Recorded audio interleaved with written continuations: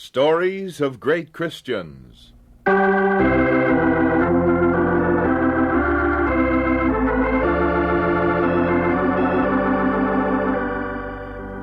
are bringing you from the radio studios of the Moody Bible Institute in Chicago, Chapter 22, in the story, Layman from God, a portrait of D.L. Moody.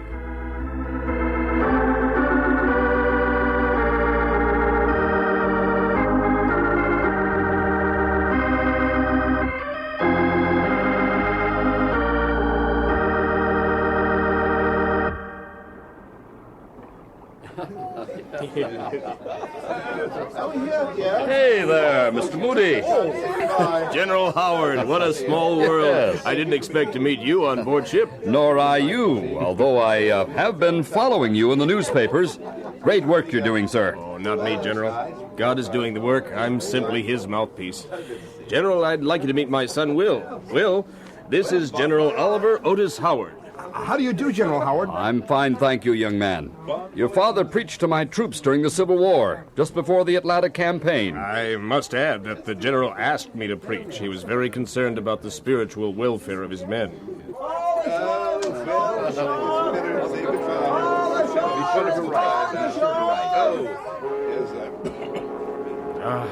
It'll be good to get home to America and the rest of the family.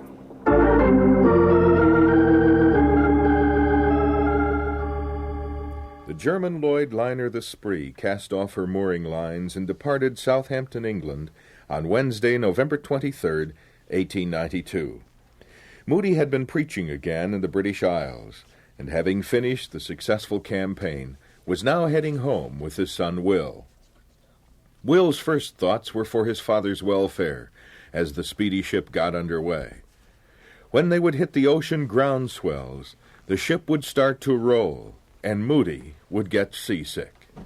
Come on, Father. Get into this bunk before we hit those big waves. All right. Oh, disgusting, isn't it? To nursemaid your father every time he gets close to water larger than a bathtub. Now you know what your mother's put up with all these years, bless her heart.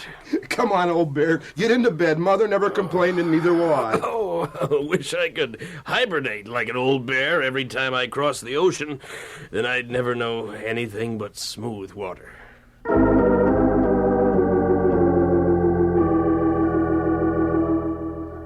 As Mr. Moody lay in his bunk, his thoughts drifted off to a recent physical examination by Sir Andrew Clark, the famous British heart specialist. Oh, what's that mean, Sir Andrew? Keep quiet, sir, so I can hear your heart. My diagnosis is that you have mild heart trouble, sir. That's what the first doctor told me. He's absolutely correct, you know. Now, Mr. Moody, you must slow down. I can't. There's too much work. How often do you preach? Oh, usually 3 times a day. On Sunday, 4, and even 5. You're a fool, sir. You're killing yourself. I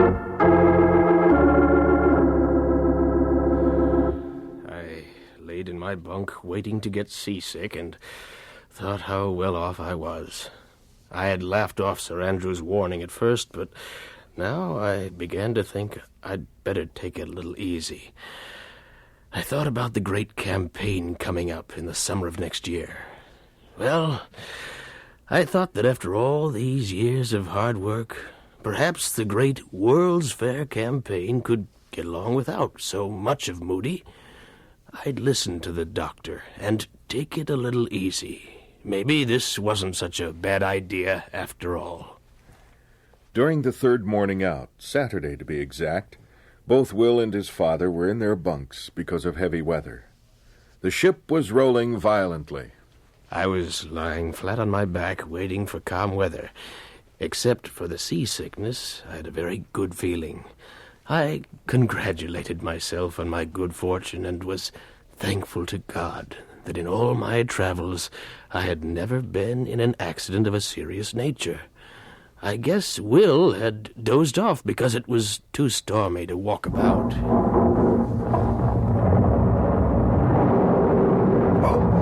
What was that? I don't know, Will. Something's wrong, Father. I'm going on deck to find out. Perhaps I was too sick to understand the situation immediately. Anyhow, Will was gone only briefly before the cabin door burst open. Father, the drive shaft is broken and tore a hole in the side of the ship. We're sinking.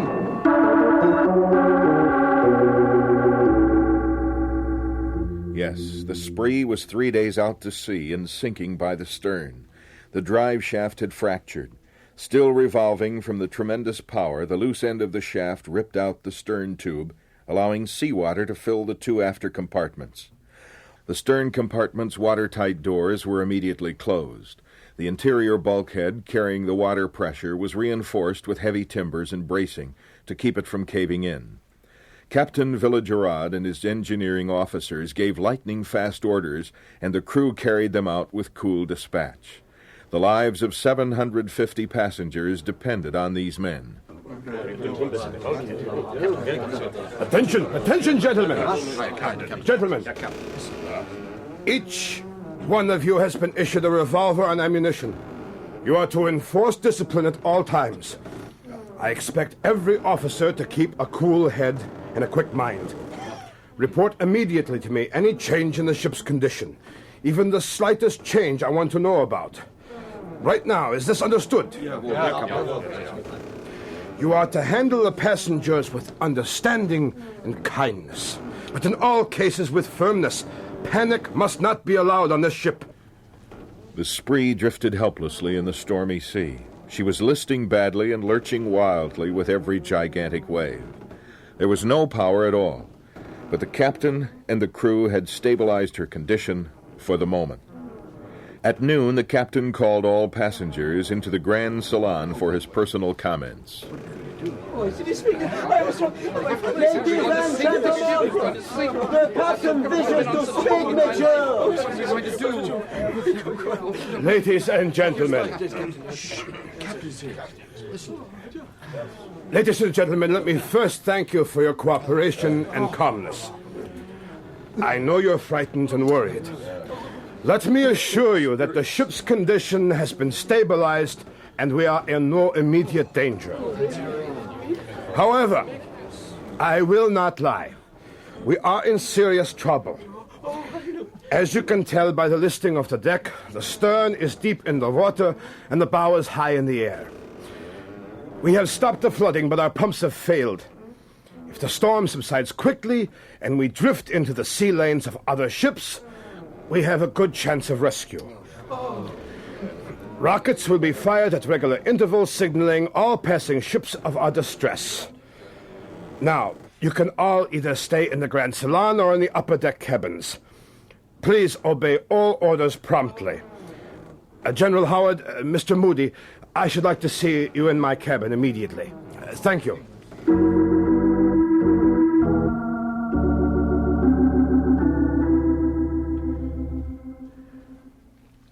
Gentlemen, what are your thoughts about holding religious services at this critical hour? I defer to Mr. Moody. Whatever he decides, I will obey. Captain, perhaps tomorrow, which is the Lord's Day anyhow. It would be more natural then. Right now, I believe a religious service could start a panic. You mean it might be construed as a funeral service? Absolutely. Then we wait until tomorrow. Yes, wait and pray and trust our good captain and his fine officers. I strongly suggest a full night of prayer. It's going to be a long time between sunset and sunrise.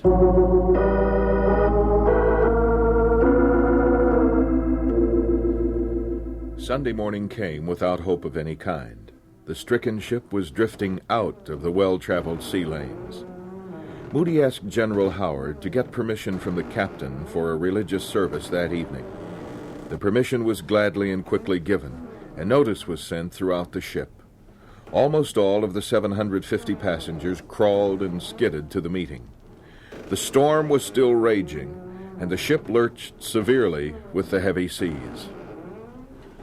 I had prayed much about what I should say to this gathering of frightened people. I had to be very careful not to even hint that a watery grave was a strong possibility. I asked God for special guidance, and he referred me to the 91st Psalm. This was probably the most difficult message I ever gave. I picked my words with the utmost care. Mr. Moody slid, skidded, and crawled to an iron post in the grand salon. Then pulled himself erect and wrapped one arm around the post so he wouldn't fall down. Several times he almost revolved completely around the support because the helpless ship lurched so badly, and the deck was now at a severe angle. He that dwelleth in the secret place of the Most High shall abide under the shadow of the Almighty. I will say of the Lord, He is my refuge and my fortress, my God. In Him will I trust. Surely He shall deliver thee from the snare of the fowler, and from the noisome pestilence. He shall cover thee with His feathers, and under His wings shalt thou trust. His truth shall be thy shield and buckler. He shall call upon me, and I will answer him. I will be with him in trouble. I will deliver him and honor him. With long life will I satisfy him and shew him my salvation.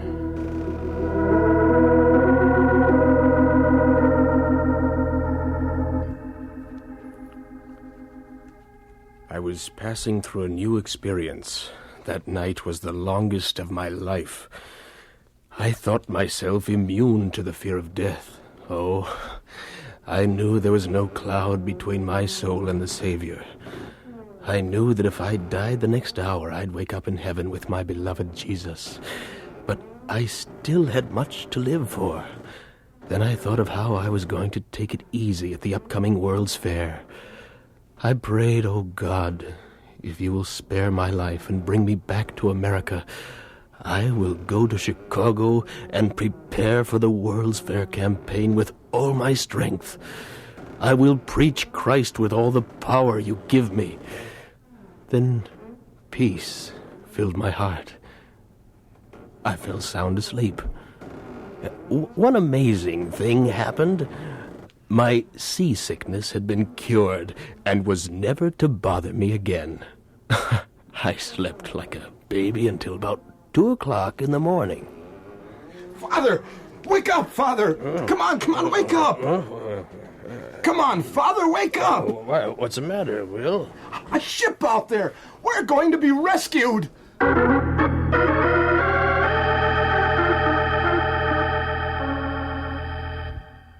Will was right. There was a ship out there bearing down on us. It was the steamer Lake Huron, bound from Montreal to Liverpool. The smaller rescue ship towed the helpless spree to Queenstown, Ireland. Will and his father boarded the ship Etruria in Queenstown and sailed for home.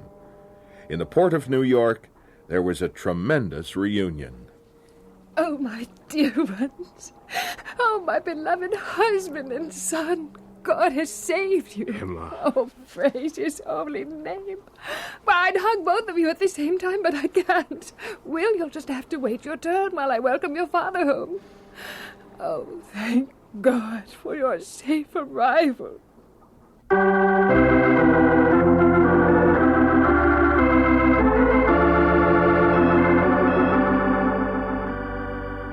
And so we conclude Chapter 22 of the story Layman from God, a portrait of D.L. Moody. This is another in the series Stories of Great Christians, produced by the Department of Broadcasting of the Moody Bible Institute in Chicago.